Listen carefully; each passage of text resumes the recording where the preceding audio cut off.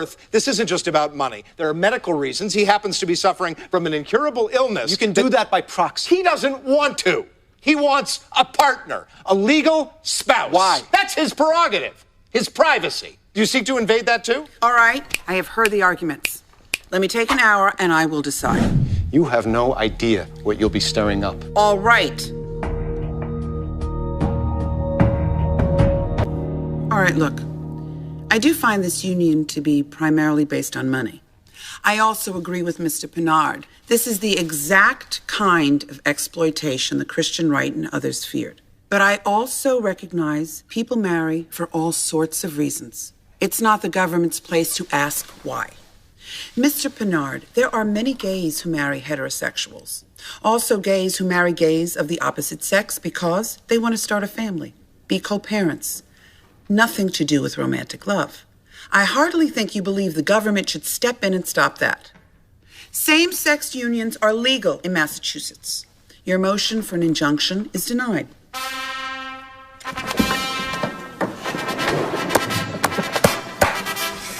The dock on Nemo Bay. We'll go directly from D.C. We're going to need somebody from Massachusetts to perform the ceremony. Your Honor, by any chance do you like to fish?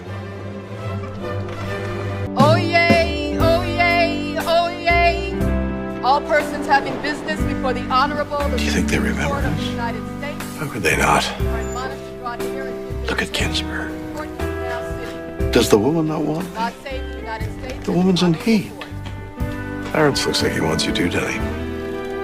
Check out Scalia, Jerry McChuckles. Alito looks glad to see us. God, it's good to be back. All right, Ms. Brooks, let's start with you. Thank you, Mr. Chief Justice. May it please the court. The right of the terminally ill to use experimental drugs is nowhere guaranteed in our Constitution. So what? Does every right have to be bestowed by the Constitution? Certainly not, Your Honor, but in the absence of any law or legislative intent which provides... Come on, counsel. If this man is dying of an incurable disease, why not give him the unapproved drug? Who does it hurt? First of all, Mr. Crane is not necessarily terminal. You know something about Alzheimer's we don't? I know the disease can take unpredictable courses, particularly when it comes to progression. And all with the same ending. The FDA bans experimental drug use with good reason, because this does not just involve the individual patient. If untested drugs are suddenly made available, people will forego entering into clinical drug trials. Promising drugs might not be studied and therefore never reach the market.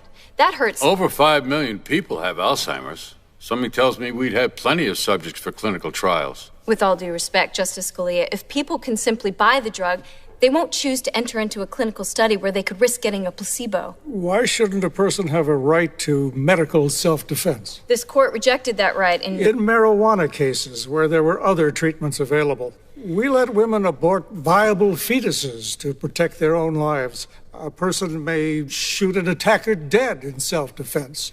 Shouldn't this man be able to take a drug to save himself, especially if it's his only hope?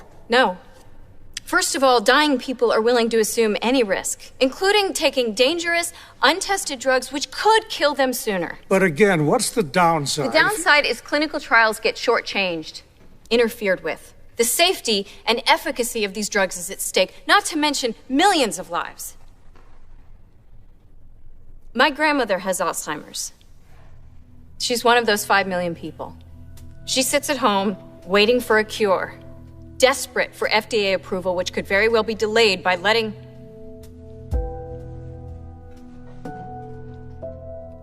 We've seen how pharmaceutical companies work. It's not about finding cures so much as it is finding markets, selling. If they get to peddle promising but untested drugs, we all know they'll do it. Drugs that engender false hopes, ones with higher profit margins if they get to skip the testing.